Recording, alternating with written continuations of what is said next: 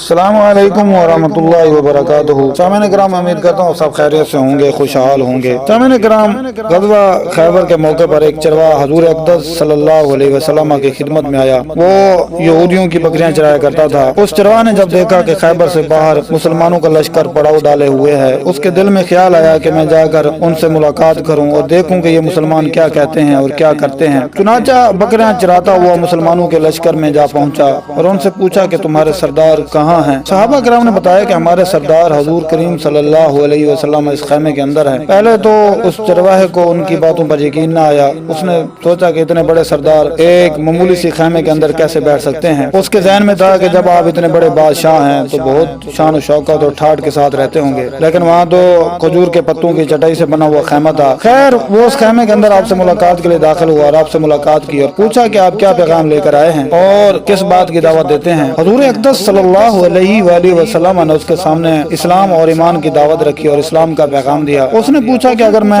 اسلام کی دعوت قبول کر لوں تو میرا کیا انجام ہوگا اور کیا رتبہ ہوگا؟ حضور اقدس صلی اللہ علیہ وآلہ وسلم نے فرمایا کہ اسلام لانے کے بعد تم ہمارے بھائی بن جاؤ گے اور ہم تمہیں گلے سے لگا لیں گے۔ اس چرواہے نے کہا کہ آپ مجھ سے مذاق کر رہے ہیں، میں کہاں اور آپ کہاں؟ میں ایک معمولی سا چرواہ ہوں اور میں ایک سیاہ فام انسان ہوں، میرے بدن سے بدبو آ رہی ہے، ایسی حالت میں آپ مجھے کیسے گلے سے لگائیں گے؟ حضور اقدس صلی اللہ علیہ وسلم نے فرمایا کہ ہم تمہیں ضرور گلے سے لگائیں گے اور تمہارے جسم کی سیاہی کو اللہ تعالیٰ تابانی سے بدل دیں گے اور اللہ تعالیٰ تمہارے جسم سے اٹھنے والی بدبو کو خوشبو سے تبدیل فرما دیں گے۔ یہ باتیں سن کر وہ فوراً مسلمان ہو گیا اور کلمہ شہادت پڑھ لیا۔ پھر حضور اقدس صلی اللہ علیہ وسلم سے پوچھا کہ یا رسول اللہ صلی اللہ علیہ وسلم، اب میں کیا کروں؟ آپ صلی اللہ علیہ وسلم نے فرمایا کہ تم ایسے وقت پر ایمان لائے ہو کہ نہ تو اس وقت کسی نماز کا وقت ہے کہ تم سے نماز پڑھوں اور نہ ہی روزہ کا زمانہ ہے کہ تم سے روزے رکھوں، زکوٰۃ تم پر فرض نہیں، اس وقت تو صرف ایک ہی عبادت ہو رہی ہے جو تلوار کی چھاؤں میں انجام دی جاتی ہے، وہ ہے جہاد فی سبیل اللہ۔ اس چرواہے نے کہا یا رسول اللہ صلی اللہ علیہ وسلم، میں اس جہاد میں شامل ہو جاتا ہوں، لیکن جو شخص جہاد میں شامل ہوتا ہے اس کے لیے دو میں سے ایک صورت ہوتی ہے، یا غازی یا شہید، تو اگر میں اس جہاد میں شہید ہو جاؤں تو آپ میری کوئی ضمانت لیجیے۔ حضور اقدس صلی اللہ علیہ وسلم نے فرمایا میں اس بات کی ضمانت لیتا ہوں اگر تو اس جہاد میں شہید ہو گئے تو اللہ تعالیٰ تمہیں جنت میں پہنچا دیں گے اور تمہارے جسم کی بدبو کو خوشبو سے تبدیل فرما دیں گے، تمہارے چہرے کی سیاہی کو سفیدی میں تبدیل فرما دیں گے۔ کیونکہ وہ چرواہا یہودیوں کی بکریاں چراتا وہ وہاں پہنچا، اس لیے حضور اقدس صلی اللہ علیہ وسلم نے فرمایا کہ تم یہودیوں کی جو بکریاں لے کر آئے ہو ان کو جاؤ واپس کر کے آؤ، اس لیے کہ یہ بکریاں تمہارے پاس امانت ہیں۔ اس سے اندازہ لگائیں کہ جن لوگوں کے ساتھ جنگ ہو رہی ہے، جن کا محاصرہ کیا ہوا ہے، ان کا مال غنیمت ہے، لیکن چونکہ وہ چرواہا بکریاں معاہدے پر لے کر آیا تھا، اس لیے آپ صلی اللہ علیہ وسلم نے حکم دیا کہ پہلے وہ بکریاں واپس کر کے آؤ، پھر آ کر جہاد میں شامل ہونا۔ چنانچہ